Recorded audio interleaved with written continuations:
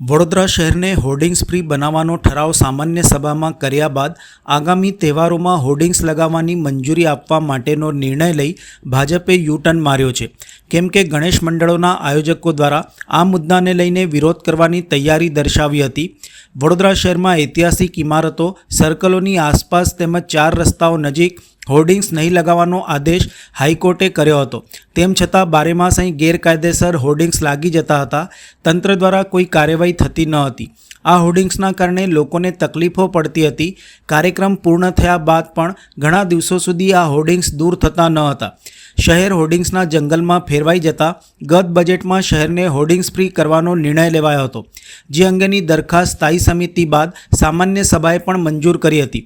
જો કે હવે ગણપતિ અને નવરાત્રિ સહિતના તહેવારો પણ આવવાના હોય અને આ વર્ષે પાલિકાની ચૂંટણી પણ યોજાનાર છે, તેવામાં ભાજપે યુ-ટર્ન મારીને હોર્ડિંગ્સ લગાવવાની મંજૂરી આપવાનો નિર્ણય લેવા મજબૂર થવું પડ્યું છે. આ માટે તૈયાર કરાયેલી દરખાસ્તમાં જણાવાયું છે કે ગણેશ પંડાલથી 50 મીટરની ત્રિજ્યામાં 5 હોર્ડિંગ્સ લગાવી શકાશે. આ હોર્ડિંગ્સ ઉત્સવના 5 દિવસ પહેલાંથી ઉત્સવના છેલ્લા દિવસ સુધી લગાવવાના રહેશે. કોઈપણ જાતની કોમર્શિયલ જાહેરાત કરી શકાશે નહીં.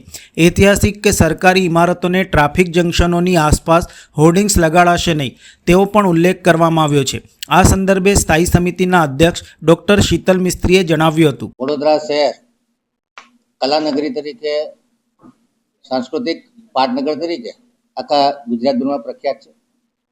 વડોદરા ઉત્સવની નગરી તરીકે ઓળખાય છે અને ખાસ કરીને મહારાષ્ટ્ર પછી ગણેશોત્સવ સૌથી મોટી સંખ્યામાં ગણેશજીની મૂર્તિનું સ્થાપન વડોદરા શહેર ખાતે થતું હોય છે.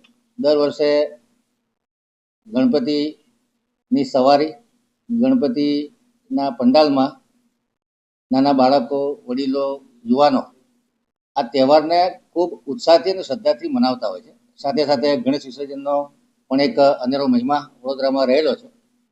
ત્યારે અલગ અલગ ધાર્મિક સંગઠનો અને ગણેશ મંડળો દ્વારા કોર્પોરેશનને રજૂઆત કરવામાં આવી કે ગણપતિના મહોત્સવ દરમિયાન આ ગણપતિ મહોત્સવ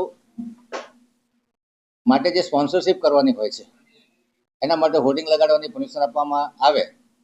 આથી સંકલનમાં લેવાયેલા નિર્ણયના આધારે કોર્પોરેશનની સ્થાયી સમિતિની આગામી બેઠક જે શુક્રવારે મળનાર છે, એમાં એજન્ડામાં આ પ્રપોઝલ લેવામાં આવી છે કે દરેક ગણેશ પંડાલથી 50 મીટરની ત્રિજ્યાની અંદર 5 હોર્ડિંગ લગાડવામાં આવે કોર્પોરેશનની પરમિશન બાદ.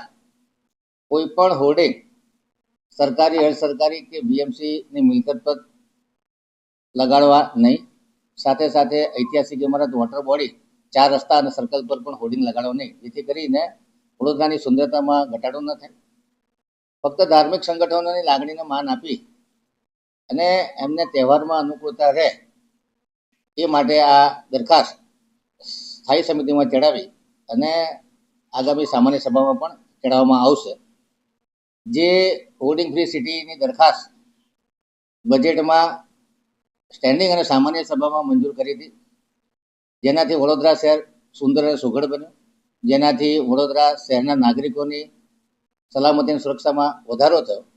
ત્યારે આપના માધ્યમથી તમામ નાગરિકો ગણપતિ મંડળને આ ગાઈડલાઇનનું ચુસ્તપણે પાલન કરે, જેથી કરી અને વડોદરાની સુંદરતા પણ સચવાય, નાગરિકોની સલામતી સુરક્ષામાં પણ કોઈ જોખમ ઊભું ન થાય.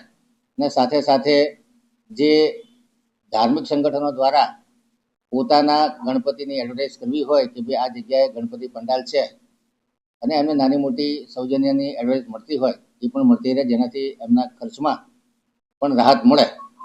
આ પ્રમાણનો સંવેદનશીલ નિર્ણય વડોદરા સંસ્કારી નગરી માટે લેવાનું નક્કી કરવામાં આવ્યું છે. શુક્રવારે મળનારી સ્થાયી સમિતિમાં terms of reference, terms condition નક્કી કરી અને શુક્રવાર પછી આ હોર્ડિંગ લગાડવાની છૂટછાટ આપવામાં આવશે. ડિપાર્ટમેન્ટને યોગ્ય સૂચના આપવામાં આવશે કે જેનું સ્ટ્રિક્ટલી પાલન કરે. અચ્છા, વડોદરાના ગણેશોત્સવમાં ઘણા બધા મોટા નેતાઓ, રાજકારણીઓ આવતા હોય છે, સીએમ પણ આવતા હોય છે, તો એની માટે એ આવતા હોય ત્યારે આ નિયમો લાગુ રહેશે? તે વખતે પણ ઘણા બધા નેતાઓ હોર્ડિંગ્સ લગાવી દેતા હોય છે, તો ત્યાં કયા નિયમો લાગશે? મેં કીધું એમ કે કોઈ શુભેચ્છાની હોર્ડિંગ લગાડવામાં નહીં આવે. જ્યારે સીએમ સાહેબ કે પીએમ સાહેબ આવતા હોય તેની એલઆઈટી દરખાસ્ત લાવી અને કમિશનર સાહેબને સત્તા આપવામાં આવે. એના નિયમો શું? એમાં શહેરને સુશોભન કરવાનું હોય અને એમના સ્વાગત માટેના હોર્ડિંગ અને એલઈડી પર જે કોઈ નક્કી થાય એને માટેની સત્તા કમિશનને આપવામાં આવે. આપણે પહેલા હોર્ડિંગ્સ ફ્રી સિટીની વાત કરી, આપણે દરખાસ્તમાં હમણાં થોડી વાર પહેલા જ કીધું, તો ફરીથી આ નિર્ણય કેમ? ફક્ત 15 દિવસ માટે આ નિર્ણયમાં છૂટછાટ આપવામાં